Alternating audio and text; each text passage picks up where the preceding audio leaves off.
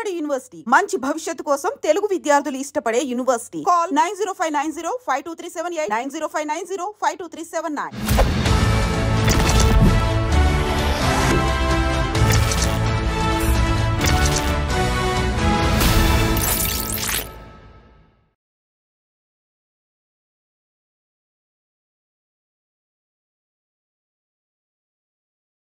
అందరికీ నమస్కారం. నేను Swaroopa Potlapalli. Welcome to trending topic.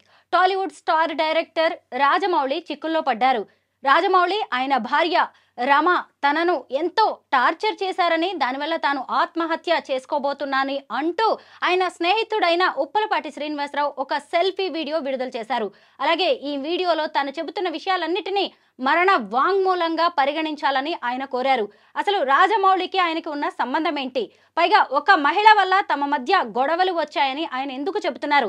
ఇంతకీ ఉప్పలపాటి శ్రీనివాసరావు గారు ఏమయ్యేవారు? వీటన్నిటి మీద మంచి అనాలిసిస్ అందించడానికి సినీ క్రిటిక్ భరద్వాజ గారు నాతో పాటు ఉన్నారు. ఆయనతో మాట్లాడదాం. నమస్తే భరద్వాజ గారు.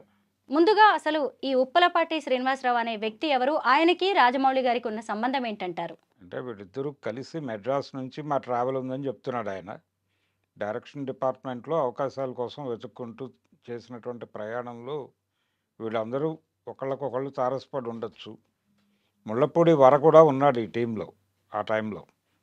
అంటే రాఘవేంద్రరావు గారి కాంపౌండ్లో వీళ్ళు మొదట ట్రేస్ అయ్యారు, కానీ అంతకంటే ముందు క్రాంతి కుమార్ గారి దగ్గర పనిచేశాడు ఈయన.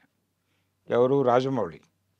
మెడ్రాస్లో క్రాంతి కుమార్ గారి ఆఫీస్లో కొంతకాలం పనిచేశాడు. అక్కడి నుంచి మా జర్నీ ఉంది అని ఇతను ఈ వీడియోలో చెప్తున్నాడు. ఉండి ఉండొచ్చు. అలాగే ఇతని పేరు యమదొంగ సినిమా ఎగ్జిక్యూటివ్ ప్రొడ్యూసర్గా వేశారు అని ఆ కార్డు కూడా షో చేశాడు అతను. ఆ కార్డులో యు శ్రీనివాసరావు 1234 అని ఉంది. ఆ 1234 ఎవరు ఏమిటి అనేది క్లారిటీ లేదు, కానీ అలా వేశారు అని చెప్పాడు ఈయన. మేబీ అప్పటి వరకు రిలేషన్ బాగానే ఉండి ఉండొచ్చు వాళ్ళిద్దరిది. అలాగే ఈ వీడియోలో అతను ప్రధానంగా చెప్తోంది ఏంటంటే వీళ్ళిద్దరూ కలిసి ఒకే అమ్మాయిని ప్రేమించామని చెప్తున్నాడు రాజమౌళి. అలాగే ఇతను ఈ శ్రీనివాసరావు ఒకే అమ్మాయిని ప్రేమించాం మేము. ఆ అమ్మాయికి ఆ అమ్మాయిని పెళ్లి చేసుకోవద్దని తనే ఆపేశాడు, అందువల్ల నాకు పెళ్లి కాలేదు అని చెప్తున్నాడు ఈయన. ఇంతకాలం తర్వాత ఇప్పుడు ఎందుకు చెప్తున్నాడు అంటే యమదొంగ నుంచి శాంతినివాసం సీరియల్కి కూడా చాలా గ్యాప్ ఉంది. అప్పుడు ఎందుకని ఇది చర్చకి రాలేదు? అప్పుడు బాగున్న రిలేషన్ ఇప్పుడు ఎందుకు చెడిపోయింది అంటే ఇప్పుడు ఈ వీడియోలో చాలా విషయాలు ప్రస్తావించాడు ఆయన.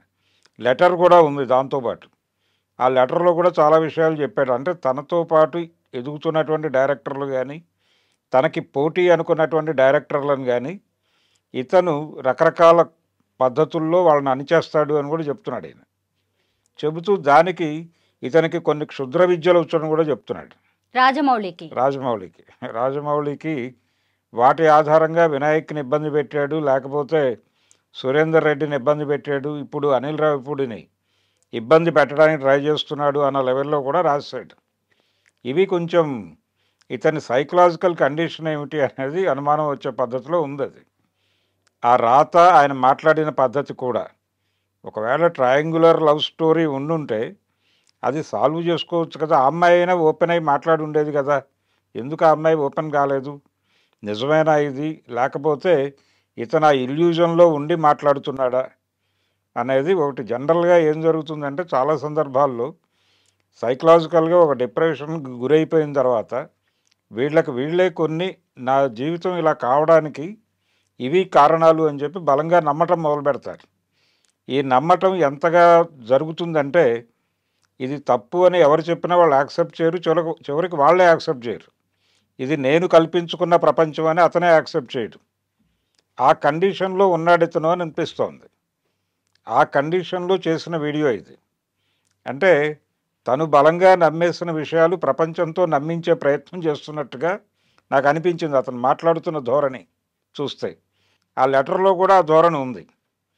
అందుకని ఇది స్ట్రైట్ అవే అంటే ఇందులో ఏమీ రాజమౌళిని తప్పుపట్టడానికి ఏం లేదు. సినిమా ఇండస్ట్రీలోనే కాదు, ప్రపంచంలో ఎవరైనా ఏ అమ్మాయినైనా ఇష్టపడవచ్చు, తప్పేం లేదు దానిలో. దాన్ని ఇతనితో ఆయన మాట్లాడాడు అని చెప్తున్న దానికి ఎక్కడ ఆధారాలు లేవు, ఆధారాలు చూపించడని చెప్తున్నాడు ఇతను. అది మా ముగ్గురి మధ్య జరిగిన గొడవ అని. ఇన్ని సంవత్సరాల తర్వాత ఈయనొక్కడే ఎందుకు ప్రస్తావిస్తున్నాడు? ఆ అమ్మాయి ఎందుకు మాట్లాడలేదు? ఆ అమ్మాయి ఉందా, చనిపోయిందా? ఆ విషయం అయినా చెప్పాలి కదా.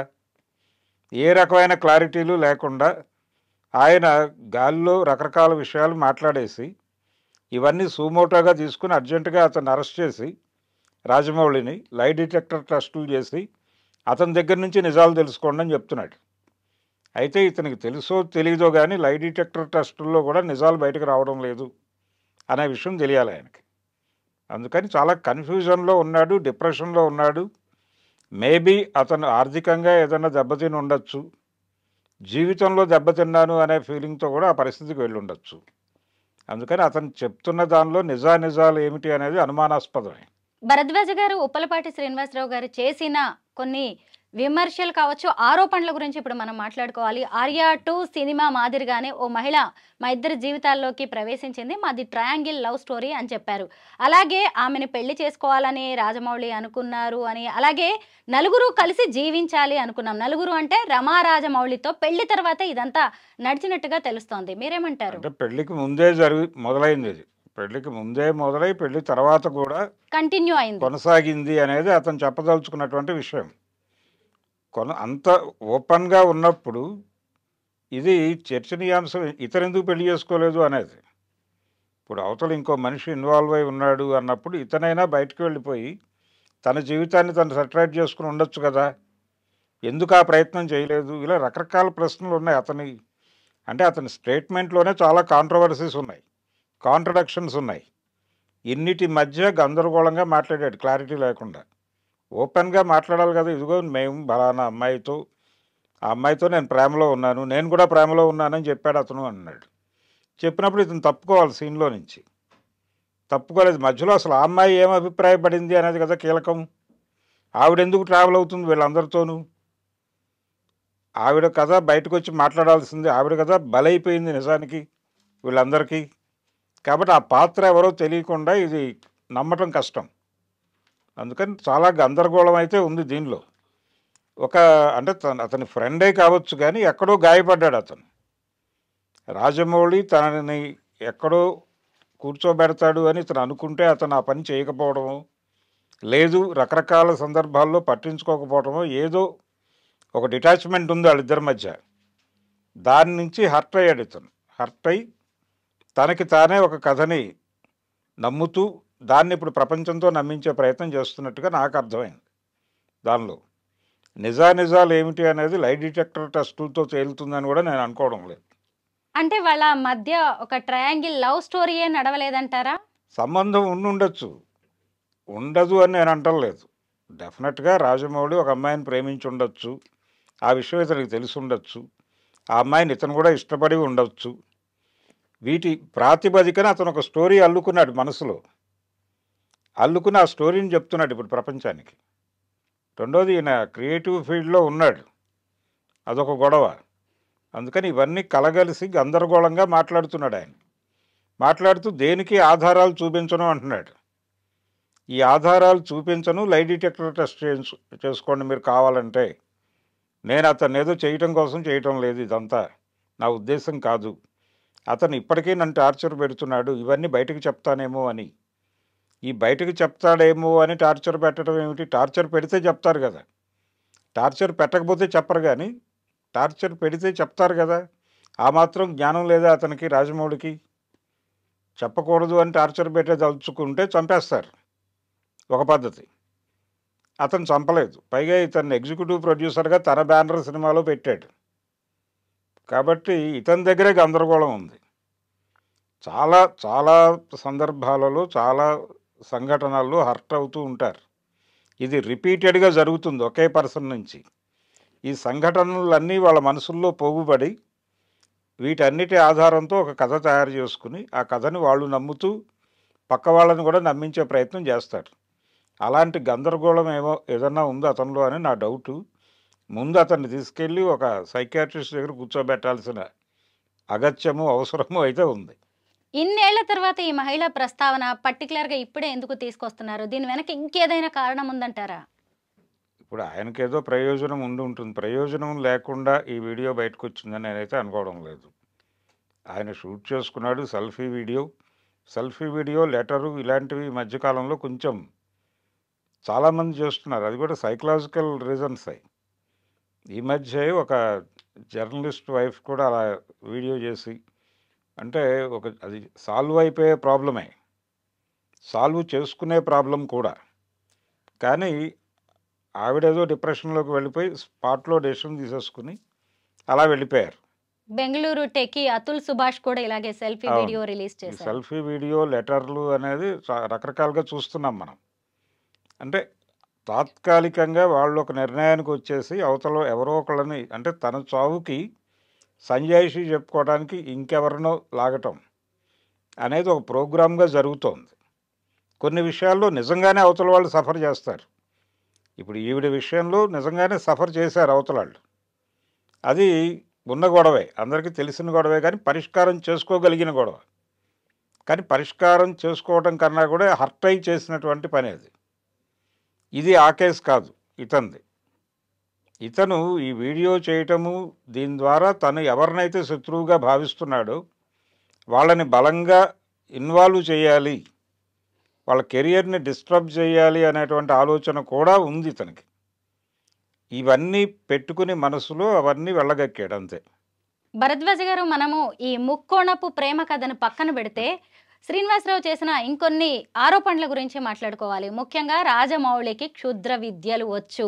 ఇదేమీ చిన్న విషయం కాదు. అంత పెద్ద డైరెక్టర్ జక్కన్నగా పేరు తెచ్చుకుని ఆయన క్షుద్ర విద్యలు చేసి పైగా తనకి పోటీగా ఉన్న డైరెక్టర్స్ని ఆయన లొంగ తీసుకుంటాడు, వాళ్ళని కుంగదీస్తాడు అనే విమర్శలు చేయడం, ఇలాంటివి సెల్ఫీ వీడియోలు చెప్పడం అనేది చిన్న విషయం కాదు. ఎందుకంటే అది ఆయన క్యారెక్టర్ని కూడా చూపిస్తుంది, రాజమౌళి క్యారెక్టర్ని.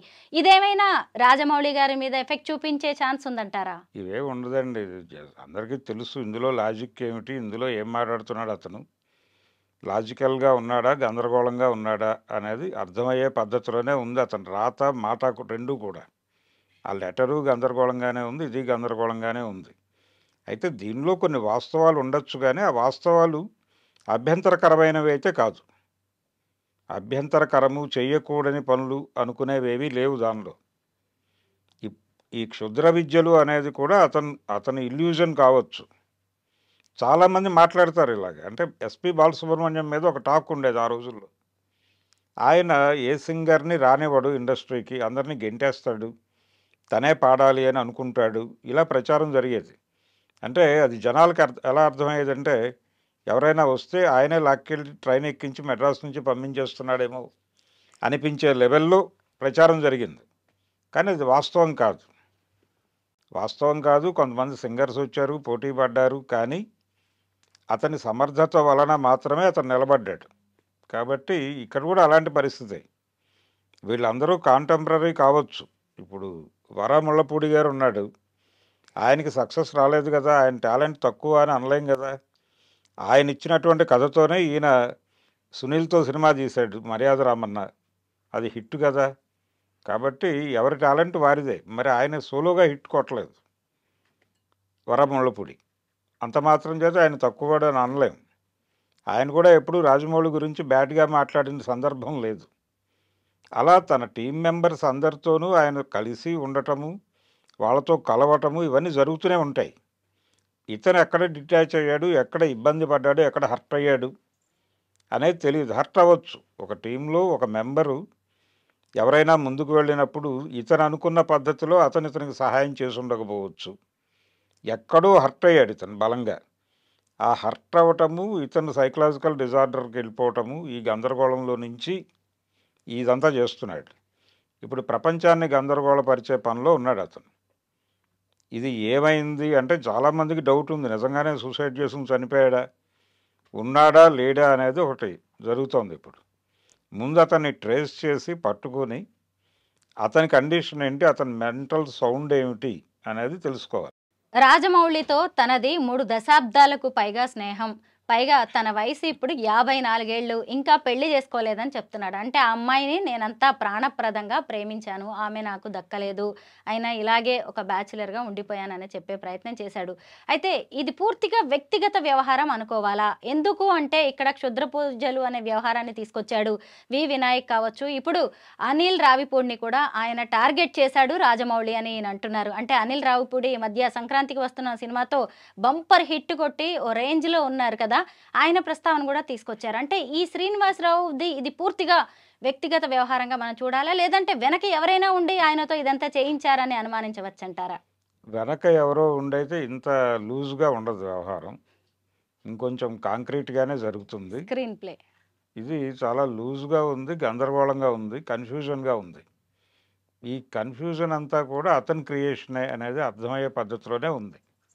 అందుకని ఇలాంటి కేసులు ఉన్నాయి కొన్ని. అంటే చాలామంది డిప్రెషన్లో మనకి కనిపిస్తూ ఉంటుంది. అంటే వాళ్ళకి వాళ్ళు కొన్ని అబద్ధాలు నమ్మేసి ప్రపంచం తను మాట్లాడుతోంది అబద్ధం అని తెలుసుకుందేమో అని ఒక డౌట్ ఉంటుంది వీళ్ళకి. ఏ ఇద్దరు మాట్లాడుకుంటున్నా తన గురించి, తను చెప్తున్న విషయాల గురించి, అందులో ఉన్న అబద్ధాల గురించి మాట్లాడుకుంటున్నారేమో అని వీళ్ళు ఫీల్ అయిపోయి వాళ్ళ మీద దాడులు చేసి చంపేసిన సందర్భాలు, కేసులు కూడా ఉన్నాయి. అలా జరుగుతుంది. మనం చెప్పలేము, ఎవరిని క్యాలిక్యులేట్ చేసే పరిస్థితి కాదు. వాళ్ళు బయటకి మామూలుగానే కనిపించవచ్చు, కానీ వాళ్ళ మెదడులో వేరే కార్యక్రమం, వేరే సినిమా రన్ అవుతూ ఉంటుంది. ఆ రన్ అవుతున్న సినిమా మనకు అర్థం కాదు. వాళ్ళు ఇలాంటి గందరగోళాలు ప్రవేశపెడుతూ ఉంటారు ప్రపంచంలోకి. అలా ప్రవేశపెట్టిన ఒక గందరగోళంగానే చూస్తున్నాను దీన్ని. అతను కాంక్రీట్గా ఫైట్ చేయదలుచుకుంటే ఆ అమ్మాయి ఎవరు, ఇదిగో ఇతను, నా జీవితం ఇలా కొలాప్స్ అయిపోయింది, ఓపెన్గా చెప్పేయచ్చు. అది అందులో దాచిపెట్టుకోవాల్సిన అవసరం ఏముంది? తనకి పెళ్లి కాకపోవడానికి ఆయన తప్పే ఉంది? ఆ రిలేషన్లో ఉన్నాను నేను, అతను దాచినట్టుగా ఎక్కడా లేదు. అంటే తను ఆ అమ్మాయిని ప్రేమిస్తూ ఉండగా అతను దొంగచాటుగా వచ్చాడు అని లేదు అక్కడ. ఓపెన్గానే ఉంది విషయం అంతా. అతను మాట్లాడిన దానిలోనే అతను ప్రేమించాడు ఆ అమ్మాయిని, నేను ప్రేమించాను అని చెప్పాడు. ఈ రెండు ప్రేమలనే ఆ అమ్మాయి ఎలా చూసింది అనేది ఆవిడ యాంగిల్లో చూడాలి. అక్కడ చెప్పడానికి ఆవిడ లేదు. ఆ పాత్ర ఎవరో తెలియదు ప్రపంచానికి. అది నిజంగా ఉన్న పాత్ర, ఈయన కల్పించిన పాత్ర కూడా తెలియదు. ఇలా చాలా గందరగోళం ఉంది అతని ప్రకటనలో. అంటే ఒక మనిషి, ఒక యూనిట్, దానికి కూడా ఒక ఎక్స్పీరియన్స్ ఉంటుంది, ఒక ఆలోచన ఉంటుంది. కాబట్టి వాళ్ళు ఎక్స్ప్రెస్ చేస్తారు విషయాల్ని. కాబట్టి ఇందులో 3 క్యారెక్టర్లు చెప్పాడు ఆయన, ఒకటే ఎక్స్ప్రెషన్ ఉంది. ఈయన ఎక్స్ప్రెషన్ మాత్రమే ఉంది, ఆ అమ్మాయి ఎక్స్ప్రెషన్ లేదు, రాజమౌళి ఎక్స్ప్రెషన్ లేదు. ఇవి లేకుండా ఆయన మాట్లాడాడు. కాబట్టి దాన్ని ఏ మేరకు నమ్మాలో ఆ మేరకే నమ్మాలి. అంతకు మించి దానికి వాల్యూ ఇవ్వాల్సినటువంటి అవసరం ఉందని నేనైతే అనుకోవటం లేదు. తన సెల్ఫీ వీడియోలో, సూసైడ్ నోట్లో ఈ శ్రీనివాసరావు అనే వ్యక్తి రామాయణ మహాభారతాల ప్రస్తావన తీసుకొచ్చారు. ఆడవాళ్ల వల్ల యుద్ధాలు జరిగాయని కూడా మనం చూసాం, నా జీవితంలో కూడా అదే జరిగింది అని చెప్పి 2 మహిళల్ని ప్రస్తావించారు. ఒకటి ఆయన ప్రేమించిన మహిళ కావచ్చు, ఇంకొకటి రమా రాజమౌళి.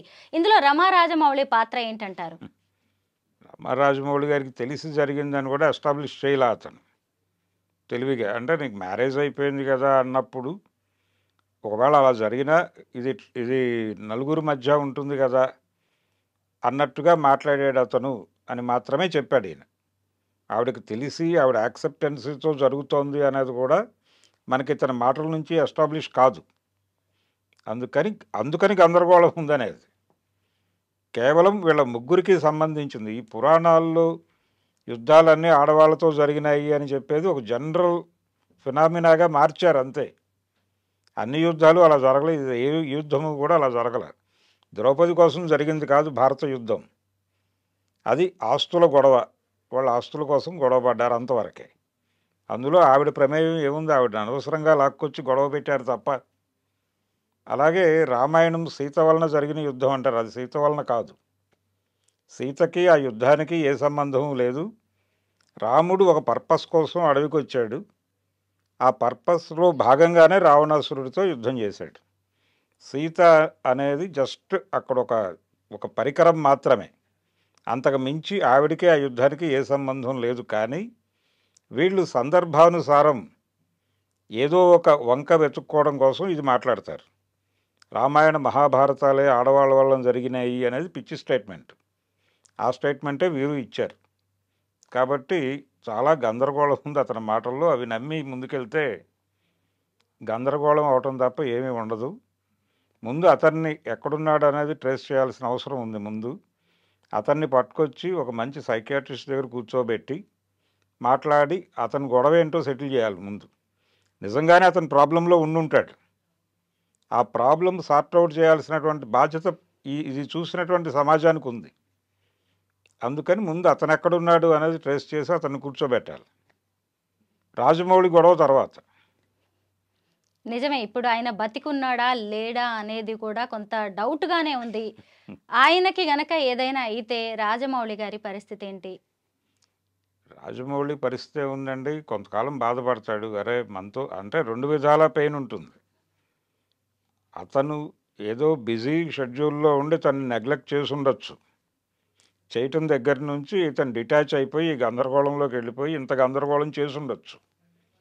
ఈ గందరగోళం అంతా నేను చేతులారా చేసుకున్నది అనే ఒక పెయిన్ జీవితాంతం ఉంటుంది అతనికి. కాబట్టి అతనికి ఒక పెయిన్ మిగిలిపోతుంది. ఇతని మరణం గనక జరిగితే అది ఉండదు అనుకోవడానికి కుదరదు. రకరకాలుగా అది ఉంటుంది. అది క్యారీ ఫార్వర్డ్ అవుతుంది. అది భరించటం, అంతకుమించి వేరే మార్గం లేదు దానికి. చాలామంది జీవితాల్లో ఇలాంటి కేసులు ఉంటాయి. అలా అతని జీవితంలో ఇతను ఒక కేసు. అంతవరకే ప్రాధాన్యత. ఓ మనిషిని లొంగ తీసుకోవాలి అంటే మద్యం, మగువని ఎక్కువగా ప్రయోగిస్తూ ఉంటారు. ఇప్పుడు రాజమౌళి గారి మీద వచ్చిన అలిగేషన్స్ ఏమి చిన్నవి కాదు. అది కూడా ఆయనకి బాగా క్లోజ్ ఫ్రెండే ఈ ఆరోపణలను చేస్తున్నాడు. ముఖ్యంగా ఒక టాప్ డైరెక్టర్గా ఆయనకి ఎంతో పేరుంది. అలాంటి వ్యక్తి మీద ఇలా ఆడవాళ్ళని అడ్డం పెట్టుకుని బురద జల్లే ప్రయత్నం ఏదైనా జరుగుతోందా? ఇప్పుడు అన్యాయం జరిగితే ఆ అమ్మాయికి జరిగి ఉండాలి. ఆ అమ్మాయి మాట్లాడే వరకు ఈ ఆర్గ్యుమెంట్కి కానీ ఈ ఆరోపణలకు కానీ ఏ రకమైనటువంటి ఉనికి ఉండదు. అది తెలుసుకోవాలి ముందు. అందుకని ఆ అమ్మాయి ఎవరో చెప్పాలి. ఆవిడ ఓపెన్ అయి మాట్లాడితే తప్ప దీనికి విలువ ఉండదు. ఆ విలువ రావాలంటే ఆవిడ రావాలి. ఆవిడెవరో చెప్పడానికి అతను ఇష్టపడటం లేదు. అసలు ఆ అమ్మాయి ఉందా లేదా అనే ఒక సందేహం కూడా మొదలవుతుంది. ఒకవేళ ఉన్నా తప్పేం కాదు. ఆయన శాంతి నివాసం కంటే ముందు ఒక అమ్మాయిని ప్రేమించాడు. ప్రేమించకూడదు అని ఎక్కడా లేదు. ప్రేమించవచ్చు, ఇష్టపడి ఉండొచ్చు. ఆ అమ్మాయి రిజెక్ట్ చేసి ఉండొచ్చు. ఇంతమందిని ఆవిడ ఎలా యాక్సెప్ట్ చేస్తుంది అనేది కదా ప్రశ్న. ఇంతమందిని ఎలా యాక్సెప్ట్ చేస్తారు ఎవరైనా? మీకు బుద్ధి లేకపోతే అవతల వాళ్ళకైనా ఉండాలి కదా. అవతల వాళ్ళని కూడా మీతో పాటు ఎలా అనుకుంటారు, ఎలా అంచనా కడతారు మీరు? అందుకని చాలా గందరగోళం ఉంది అతని స్టేట్మెంట్లోనే. అందుకని ఇది పూర్తిగా విశ్వాసంలోకి తీసుకోవాల్సిన అవసరం లేదు అనుకోవడానికి కారణమే అసలు అమ్మాయిని తీసుకురావటం. అంటే మీరన్నట్టుగా ఒక అమ్మాయిని కనుక ఒక లేడీ క్యారెక్టర్ని ఇన్వాల్వ్ చేస్తే దీనికి ఒక విలువ వస్తుందనే భ్రమకు గురై ఉండొచ్చు అతను. అందువలన కూడా అమ్మాయిని తీసుకొచ్చి ఉండొచ్చు. అమ్మాయి ఉన్నంత మాత్రాన అదేదో పెద్ద గందరగోళం. దాన్ని మనం వెంటనే వీళ్ళిద్దరి మధ్య ఏదో అక్రమ సంబంధం ఉంది, ఆయనకేదో వివాహేతర సంబంధం ఉంది అని చెప్పేసి ఒక స్టోరీ బిల్డ్ చేసేస్తారు. దాంతో అతని క్యారెక్టర్ అసాసిన్ అయిపోతుంది. అతని కెరియర్ నాశనం అయిపోతుంది. మహేష్ బాబు అతనితో సినిమా చేయకుండా పారిపోయి వచ్చేస్తాడు. ఇలాంటి భ్రమలన్నీ కూడా కని ఉండొచ్చు అతను. అట్లా ఒక అమ్మాయిని పట్టుకొచ్చే అవకాశం కూడా ఉంది. అంటే మనం మన జీవితంలో విలువలన్నీ ఆడవాళ్ళకి కట్టబెట్టడం వలన వచ్చిన దరిద్రం ఇది. అందుకని ఏది జరిగినా ఒక అమ్మాయితో లింక్ పెట్టేస్తే ఇది చచ్చిపోతాడు. ఒక క్యారెక్టర్ని అసాసిన్ చేయాలంటే ఇది అద్భుతమైనటువంటి అవకాశం అనుకోవడం వలన వచ్చిన ప్రమాదం ఇది. మొత్తం మీద ఇప్పుడు ఉప్పలపాటి శ్రీనివాసరావు గారు చేసిన ఆరోపణల్లో నిజమెంత అనే దానికంటే ఇప్పుడు ఆయన ఏమయ్యారు, ఎక్కడ ఉన్నారు, సేఫ్గానే ఉన్నారా అనేదే అసలు ప్రశ్న. ఆయన ఎక్కడున్నా కానీ బాగుండాలి, ప్రాణాలతో ఉండాలని కోరుకోవాలి. ఆయనని తీసుకొచ్చేసి వాళ్ళిద్దరి మధ్య ఉన్న అభిప్రాయ భేదాలు కావచ్చు, పొరపచాలని మొత్తం తొలగించుకోవాల్సిన బాధ్యత అయితే రాజమౌళి గారి మీద ఉంది. Thank you so much Bharadwaj గారు. థ్యాంక్ యూ అండి.